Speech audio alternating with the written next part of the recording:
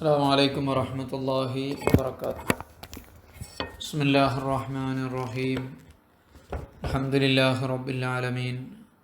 الصلاة والسلام على أشرف المخلوقين وعلى آله وصحبه أجمعين. أما بعد. ബാബും ഫിൽ ഹിബത്ത്. ഹിബത്ത് എന്ന് പറഞ്ഞാൽ സമ്മാനം, സംഭാവന, ഡൊണേഷൻ എന്നൊക്കെയാണ് അർത്ഥം.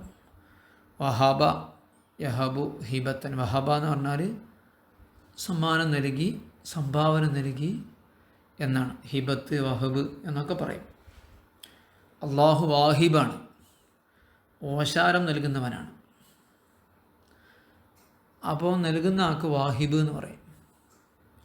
സ്വീകരിക്കുന്ന ആൾക്ക് മുത്തഹിബ്. ഹിബത്ത് സ്വീകരിച്ച ആൾ. ഇത്തഹബ എന്ന് പറഞ്ഞാൽ ഹിബത്ത് സ്വീകരിച്ചു എന്നല്ലേ. ഇവ്തഹബ, ഇത്തഹബ. ഈ മൗഹൂബ്, ഹിബത്ത് നൽകപ്പെട്ടവൻ, പെട്ട വസ്തു എന്നൊക്കെ പറയാം. വലിയ സുന്നത്തുള്ള കാര്യമാണ്.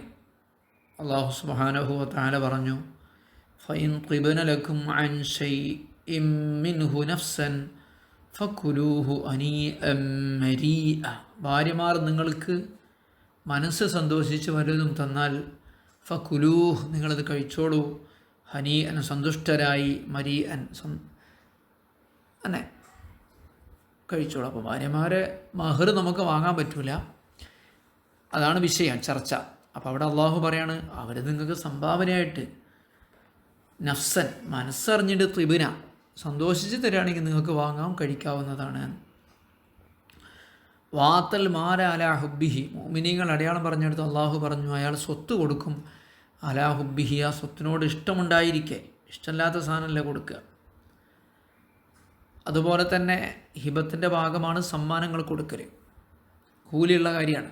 അള്ളാഹുവിൻ്റെ റസൂൽ പറഞ്ഞു, തഹാദു തഹാബു, നിങ്ങളങ്ങനെ ഹദിയകൾ കൊടുക്കണം, എന്നിട്ട് പരസ്പരം ഇഷ്ടമുണ്ടാക്കണം.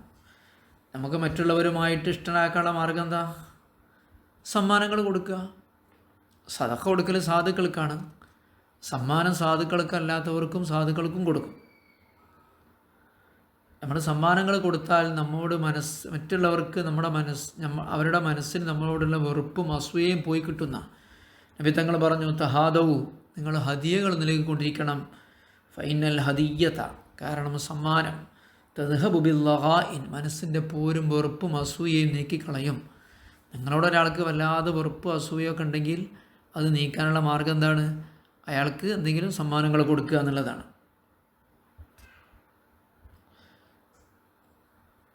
അപ്പോൾ നമ്മളെ പതിവ് പോലെ മത്തിന് അർത്ഥം വെക്കുകയാണ്.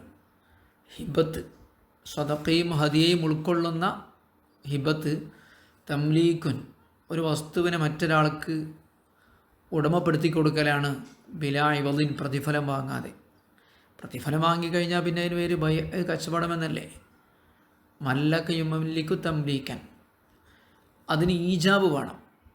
വഹാബത്തുക്ക, ഞാൻ നിനക്ക് സമ്മാനമായി നൽകി, ഫ്രീ ആയി നൽകി എന്നും. കബൂല് വേണം. കബീൽത്തു, ഞാൻ സ്വീകരിച്ചു എന്ന. അപ്പോൾ ഈജാബും കബൂലില്ലാതെ മുആത്താത്ത് പറ്റുമോ? അഭിപ്രായ വ്യത്യാസമുള്ള മസലയാണല്ലോ. കച്ചവടത്തിൽ ഇപ്പോൾ വിറ്റു വാങ്ങി എന്ന് പറയാതെ അങ്ങോട്ടും ഇങ്ങോട്ടും കൊടുക്കലും വാങ്ങലും നേരത്തെ ഉണ്ടാക്കിയ ധാരണ പ്രകാരം മതിയെന്ന അഭിപ്രായമുണ്ട്.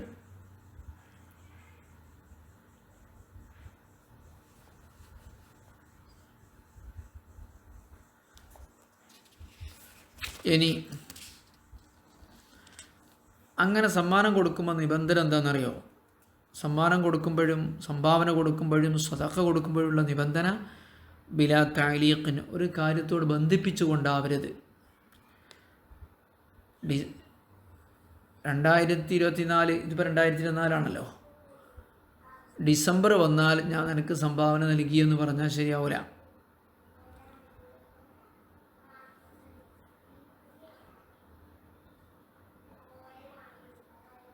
ഒരു മാസത്തേക്ക് സംഭാവന നൽകിയെന്ന് പറഞ്ഞാലും ശരിയാവില്ല. അതിന് തഖീത്ത് എന്ന് പറയാം, വഖത്ത് നിശ്ചയിക്കാം. പിന്നെ അങ്ങനെയൊക്കെയുള്ള കാര്യങ്ങളൊക്കെയാണ്. ഏതായാലും ഹിബത്ത്, സമ്മാനം നൽകി നിങ്ങൾ സ്വീകരിച്ചു എന്ന് പറഞ്ഞതുകൊണ്ട് ഇവിടെ സമ്മാനം ഉറക്കുന്നില്ല. അത് നിങ്ങൾ ഖബദ് ചെയ്യാം. അഖദ് കൊണ്ട് എന്താവില്ല, ഈ ഇടപാട് ഉറക്കൂല, കൈപ്പറ്റണം. കൈപ്പറ്റുന്നതിന് മുമ്പ് അത് നിങ്ങളുടേതാകുന്നതല്ല എന്നർത്ഥം.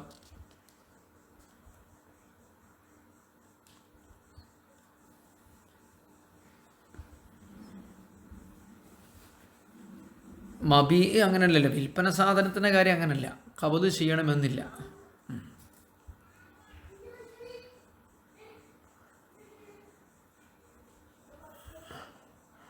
അപ്പം തെൽസമോ ഈ ഹിബത്ത് ഉറക്കും, സ്ഥിരപ്പെടും ഖബദ് കൊണ്ട്. അപ്പോൾ സ്ഥിരപ്പെടുന്നതിന് മുമ്പ് വേണമെങ്കിൽ പിന്മാറാം എന്നർത്ഥം, ഖബദ് ചെയ്യുന്നതിന് മുമ്പ് പിന്മാറാം എന്നർത്ഥം.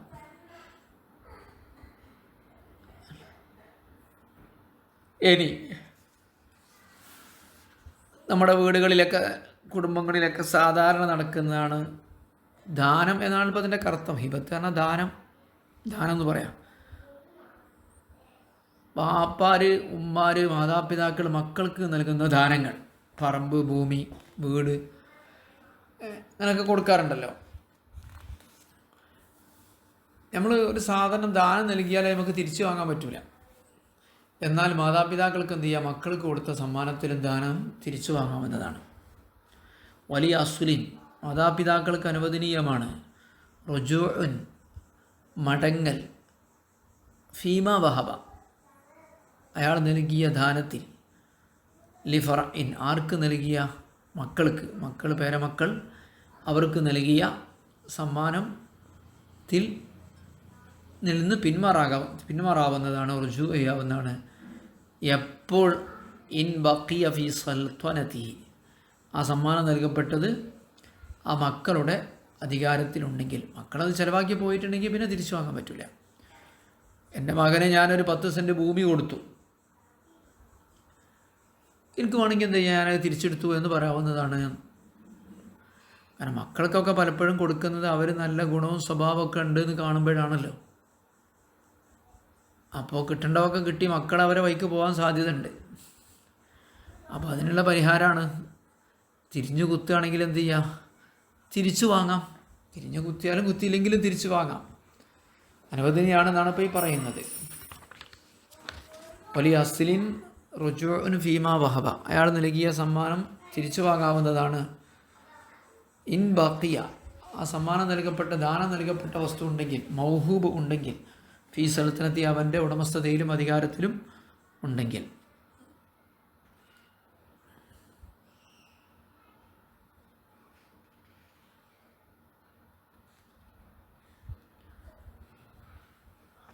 അപ്പോൾ ദാനം നൽകിയ വീട്ടിൽ, ഭൂമിയിൽ വീടെടുത്തെങ്കിലും പിന്മാറാം. ഉടമസ്ഥത മാറിക്കഴിഞ്ഞാൽ പിന്നെ മാറാൻ പറ്റില്ല. അപ്പോൾ വാപ്പ പിന്മാറും, അമ്മ തന്നത് പിന്മാറുമെന്ന് തോന്നുകയാണെങ്കിൽ വേഗം വിറ്റ് കളയണം നല്ലത്. എങ്ങനെയാണത്? ബിനാഹിബ് റജഅത്തു, ഞാൻ പിന്മാറിയിരിക്കുന്നു തുടങ്ങിയ വാക്കിൽ, ഞാൻ നിനക്ക് നൽകിയ ദാനം പൊളിച്ചിരിക്കുന്നു, അതിൽ ഞാൻ പിന്മാറിയിരിക്കുന്നു പോലെയുള്ള വാക്കുകൊണ്ട്. മറ്റൊന്ന്, നിങ്ങൾ എനിക്കൊരു 1000 റുപ്യ തരാനുണ്ട്, ഈ 1000 റുപ്യ ഞാൻ നീ എനിക്ക് തരാനുള്ള കടം ഞാൻ നിനക്ക് സംഭാവന നൽകിയിരിക്കുന്നു എന്ന് പറഞ്ഞാൽ അതിനർത്ഥം എന്താണ്? നിങ്ങളെ കടത്തിൽ നിന്ന് ഒഴിവാക്കിയിരിക്കുന്നു എന്നാണ്. അല്ലാതെ ഞാൻ നിങ്ങൾക്ക് 1000 തരിക എന്നിട്ട് 1000 എനിക്ക് കടം വീട്ടുക എന്ന രീതിയിൽ ചെയ്യേണ്ടതില്ല. വഹിബത്തു ദൈനിൻ ലി മദീനിൻ, ഒരു കടം വാങ്ങിയ വ്യക്തിക്ക് സംഭാവനയായി നൽകൽ. ഇബ്രാ, അവനെ കടബാധ്യതയിൽ നിന്ന് ഒഴിവാക്കലാണ്. ഇബ്രാ എന്നാണ് ഇബ്രാ, ഒഴിവാക്കലാണ്. ദൈന്, കടം, സംഭാവന നൽകൽ. മദീനിൻ, കടം വാങ്ങിയ വ്യക്തിക്ക്. കടം കൊടുക്കുന്ന വ്യക്തിക്ക് അറബിയിൽ ദാഇൻ എന്നാണ് പറയാം, കടം വാങ്ങുന്ന വ്യക്തിക്ക് മദീൻ എന്നാണ്. അപ്പോൾ കടം മദീന് ദാനം നൽകൽ ഇബ്രാവിന്, അവനെ കടബാധ്യതയിൽ നിന്ന് ഒഴിവാക്കലാണ്. ഇനി ആ പൈസ അയാൾ തരേണ്ടതില്ല, ഞാൻ അയാൾക്ക് പൈസ കൊടുക്കേണ്ടതില്ല. അതുപോലെ വേറൊരാൾക്ക് എന്ത് ചെയ്യുന്നു,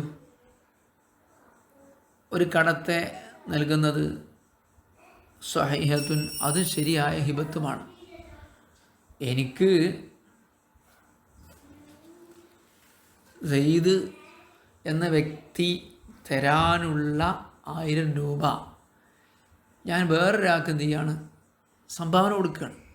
ഉദാഹരണത്തിന് ഞാൻ നിങ്ങൾക്ക് എന്തുണ്ട്, നിങ്ങളുടെ കൂട്ടത്തിൽപ്പെട്ട ഈ ഷാഫി എന്ന് പറയുന്ന വ്യക്തിക്ക് ഞാൻ എന്തായിട്ടൊരു 10,000 രൂപ കൊടുക്കാനുണ്ട്. അപ്പോൾ ഷാഫി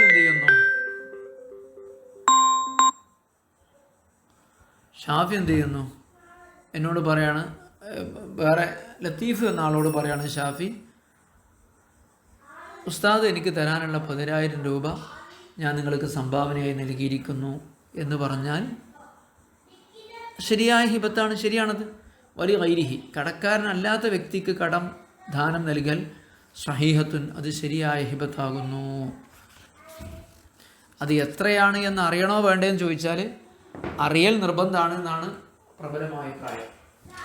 അറിയൽ നിർബന്ധമല്ല എന്നും അഭിപ്രായമുണ്ട്. അപ്പോൾ എത്രയാണോ ഉസ്താദ് എനിക്ക് തരാനുള്ളത് അതൊക്കെ ഞാൻ നിങ്ങൾക്ക് സംഭാവനയായി നൽകി എന്നാണ് ഷാഫി സാഹിബ് ലത്തീഫിനോട് പറയുന്നതെങ്കിൽ അതും സഹിയാണ് എന്നൊരഭിപ്രായമുണ്ട്. പിന്നെ അങ്ങനത്തെ കുറച്ച് കാര്യങ്ങളൊക്കെയാണ് പറയുന്നത്. പിന്നെ മാതാപിതാക്കൾ മക്കൾക്ക് നൽകുമ്പോൾ അത് തുല്യമായി, അവരെല്ലാവരും തുല്യ അവസ്ഥയിലാണെങ്കിൽ തുല്യമായ രീതിയിൽ കൊടുക്കൽ സുന്നത്താണ്, അല്ലാതെ വ്യത്യാസപ്പെടുത്തി കൊടുക്കൽ കറാഹത്താണ് തുടങ്ങിയിട്ടുള്ള കുറച്ച് ചർച്ചകൾ ഷറഹിൽ വരുന്നുണ്ട്. അത്രയേ ഉള്ളൂ. ഏതായാലും നമുക്ക് കുറച്ച് അർത്ഥം പറയാം, കാരണം കുറഞ്ഞ സമയമായിട്ടുള്ളൂ. നമുക്കിതൊക്കെ പെട്ടെന്ന് ഓതി തീർക്കണമല്ലോ. അതൊക്കെ കുറേ മുന്നോട്ട് പോയ ആളുകളാണ്. അപ്പോൾ 1-2 പേജൊന്നും ഓതിയാൽ അത് നിങ്ങൾക്ക് അധികമായിട്ട് തോന്നില്ല. പാമും ഫിൽ ഹിബത്തി ഈ മുത്തലക്കായ ഹിബത്ത്, അതായത് ഷാമിൽ സ്വതക്കത്തി വൽ ഹദിയത്തി, സ്വതക്കയെയും ഹദിയെയും ഒക്കെ ഉൾക്കൊള്ളിക്കുന്ന. സ്വതക്ക എന്ന് പറഞ്ഞാൽ പാവങ്ങൾക്ക് നൽകുന്ന ദാനം, സമ്മാനം. ഹദിയ എന്ന് പറഞ്ഞാൽ സ്വതക്ക എന്ന് പറഞ്ഞാൽ സ്വതക്ക തന്നെ, ഹദിയ എന്ന് പറഞ്ഞാൽ സമ്മാനം, ഒരാളെ ബഹുമാനിക്കാൻ വേണ്ടി ഇഷ്ടത്തിൻ്റെ പേരിൽ കൊടുക്കുന്നതാണ്. അപ്പോൾ ഇതെല്ലാം ഉൾക്കൊള്ളുന്ന ഷാമിൽ ഉൾക്കൊള്ളുന്ന മുത്തലക്കായ ഹിബത്തിനെ കുറിച്ചാണ് നമ്മൾ പറയുന്നത്. മുത്തലക്കല്ലാത്ത ഒരു ഹിബത്തുണ്ട്, നിരുപാധികം ഹിബത്ത് എന്ന് പറയുന്ന ഹിബത്തിനെ കുറിച്ചാണ് നമ്മൾ ചർച്ച ചെയ്യുന്നത്. അല്ലെങ്കിൽ പിന്നെ ഹിബത്തിന് സമ്മാനം എന്ന് മാത്രം അർത്ഥം പറയാറുണ്ട്. അൽ ഹിബത്ത് എന്നാൽ തംലീഖു ഐനിൻ യസിഹു ബൈഉഹ ഗാലിബൻ, വിൽക്കാൻ പറ്റുന്ന ഒരു സാധനത്തെ ഉടമയാക്കി കൊടുക്കുക. വിൽക്കാൻ പറ്റുക എന്നാണ് ഗാലിബൻ, സാധാരണയിൽ വിൽക്കാൻ പറ്റുന്ന ഒരു വസ്തുവിനെ ഔ ദൈനിൻ അല്ലെങ്കിൽ കടത്തെ, വസ്തു തന്നെയാണെന്നുള്ള കടത്തിനെ ഉടമയാക്കി കൊടുക്കാം. നിങ്ങൾക്ക് ഞാൻ 1000 രൂപ തരാനുണ്ട്, ആ 1000 രൂപ വേണമെങ്കിൽ നിങ്ങൾക്ക് എനിക്ക് സംഭാവനയായിട്ട് തരാം. അല്ലെങ്കിൽ നിങ്ങളെ കയ്യിലുള്ള ഒരു അത്ര കുപ്പി നിങ്ങൾക്ക് ഉടമയാക്കി തരാം. അതാണ് വിൽക്കാൻ പറ്റുന്ന ഒരു വസ്തു. അപ്പോൾ കള്ളൊന്നും സമ്മാനം കൊടുക്കാൻ പറ്റില്ല, കാരണം വിൽക്കാൻ പറ്റാത്തതാണ്. അല്ലെങ്കിൽ ഐനോ ദൈനോ മിൻ അഹ്ലി തബറോയിൻ, ഒരു സാധനം വെറുതെ നൽകാൻ അധികാരമുള്ള വ്യക്തികളിൽ നിന്ന് സംഭവിക്കുന്ന ഉടമപ്പെടുത്തി കൊടുക്കലാണ് വിലായുവതിന് പ്രതിഫലം വാങ്ങാതെ. അപ്പം മഹത്തുരിസബ കൗലിന, ബിലാ ഇവദിൻ എന്ന വാക്കുകൊണ്ട് നമ്മൾ സൂക്ഷിച്ചത് അനിൽ ബൈ കച്ചവടത്തെയാണ് ഒഴിവാക്കിയത്. വല്ല ഹിബത്തി ബി സവാബിൻ, പ്രതിഫലം വാങ്ങിയിട്ടുള്ള സംഭാവനയെയുമാണ് ഒഴിവാക്കിയിട്ടുള്ളത്. അത് രണ്ടും ഹിബത്തല്ല. ഞാൻ നിനക്ക് എന്തായി 1000 രൂപയ്ക്ക് ഈ സാധനം സംഭാവന നൽകി എന്ന് പറഞ്ഞാൽ അത് വാക്കിലല്ലേ സംഭാവനയാവുള്ളൂ. നിങ്ങൾ 1000 രൂപ എനിക്ക് തരണ്ടേ? കലണ്ടറൊക്കെ വിൽക്കുന്നുണ്ടില്ലേ, 20 രൂപയ്ക്ക് കലണ്ടർ സംഭാവന എന്ന് പറഞ്ഞ മാതിരി. ഫൈനഹ ബൈ ഹഖീഖ തന്നെ, അത് യഥാർത്ഥത്തിൽ ബൈ തന്നെയാണ്.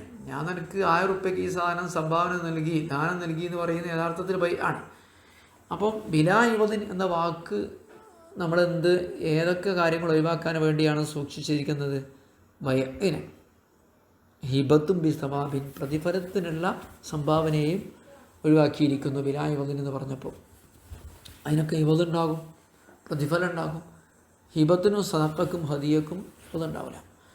ബി ഈജാബിൻ, ഈജാബ് വേണം. വഹബത്തുക്ക കഥ, മല്ലക്തുക്കഹു, മനഹത്തുക്കഹു ഒക്കെ ഒരേ അർത്ഥം തന്നെ. ഞാൻ നിനക്ക് ഉടമയാക്കി തന്നു, ഞാൻ നിനക്ക് സംഭാവന നൽകി. മനഹ എന്ന് പറഞ്ഞാൽ വെറുതെ നൽകി എന്നുള്ള വാക്കിന് ഉപയോഗം. അപ്പോൾ കബൂലി മുത്തസ്മി, ചേർന്ന് നിൽക്കുന്ന കബൂലും വേണം. കബിൽത്തു റദീത്തു. അപ്പം ഇനി വ്യക്തമായ പദങ്ങളാണൊക്കെ. അവ്യക്തമായ പദങ്ങളെ കൊണ്ട് പറ്റുമോ? സൂചനാ പദങ്ങളെ കൊണ്ട് പറ്റും. തന്നെ അഖ്ദ് ബിൽ കിനായത്തി, സൂചനാ പദങ്ങളെ കൊണ്ടും സഹിയാകും. കഥ ലക്ക ഹാദ, ഇത് നിനക്കാണ് എന്ന് പറഞ്ഞു. ഇത് നിനക്കാണ് എന്നൊരാൾ പറഞ്ഞാൽ ഉദ്ദേശം എന്താണെന്ന് നോക്കുക. അത് വ്യക്തമായൊരു പദമല്ല, സൂചനാ പദമാണ്, അവ്യക്ത പദമാണ്. അപ്പോൾ ഓ കസൗത്തു കഹാദ, ഞാനിത് നിനക്ക് ധരിപ്പിച്ചിരിക്കുന്നു എന്നൊക്കെ പറയാം. ഒബിൽ മുഅത്താത്ത് കൊണ്ടും സഹിയാകും അലൽ മുഖ്താരി, തിരഞ്ഞെടുക്കപ്പെട്ട അഭിപ്രായ പ്രകാരം. ശരി, ഷാഫി മദ്ഹബിലെ പ്രകാരം മുഅത്താത്ത് പറ്റൂല എന്നാണ് വിശേഷം. ഷാഫി മദ്ഹബിലെ പല പണ്ഡിതന്മാരും സ്വന്തം അഭിപ്രായമായി തിരഞ്ഞെടുത്തിട്ടുള്ളതും പ്രബലപ്പെടുത്തിയിട്ടുള്ളതും മുഅത്താത്ത് അങ്ങോട്ടും ഇങ്ങോട്ടും കൊടുക്കലും വാങ്ങലും മതി എന്നാണ്. അപ്പോൾ സീഗ വേണമെന്നാണ് പറയുന്നത്. സീഗ എന്ന് പറയുമ്പോൾ ഈജാബും കബൂലും. ഈജാബും കബൂലും ഷർത്തില്ലാത്ത ചില സ്ഥലങ്ങളുണ്ട്. അതേതൊക്കെയെന്നാണ് ഇനി പറയാൻ പോകുന്നത്. അള്ളാഹു ആഫിയായ ഇൽമ് പ്രദാനം ചെയ്യട്ടെ. അള്ളാഹു നമ്മളെ മുത്തഖീങ്ങളെ കൂട്ടത്തിൽ പെടുത്തി തരട്ടെ. അള്ളാഹു ഈമാൻ കെട്ടി മരിക്കുന്നവരിൽ അള്ളാഹു നമ്മെ ഉൾപ്പെടുത്തി തരട്ടെ. ദുആ വസിയ്യത്തിൻ്റെ ദുആ. അസ്സലാമു അലൈക്കും വറഹ്മത്തുള്ളാഹി.